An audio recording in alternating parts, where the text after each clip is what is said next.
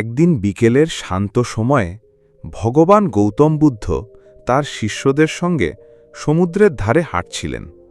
হঠাৎ তাদের চোখে পড়ল বালুর ওপর রাখা একটি বড় ঝুড়ি।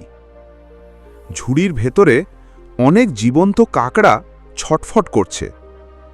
শিষ্যরা লক্ষ্য করল কাকড়াগুলো বারবার ঝুড়ি থেকে বের হওয়ার চেষ্টা করছে, কিন্তু কোনো কাকড়াই একটু ওপরে উঠতে পারলেই অন্যরা তাকে আঁকড়ায় ধরে টেনে নিচে নামিয়ে দিচ্ছে।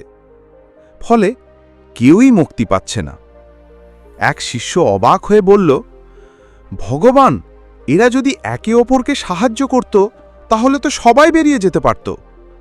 বুদ্ধ মৃদু হাসলেন, বললেন, মানুষের মধ্যেও ঠিক এমন স্বভাব দেখা যায়।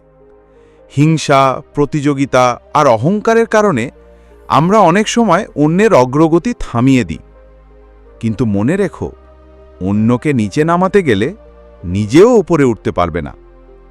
শিষ্যরা নীরবে সমুদ্রের ঢেউয়ের দিকে তাকিয়ে রইল।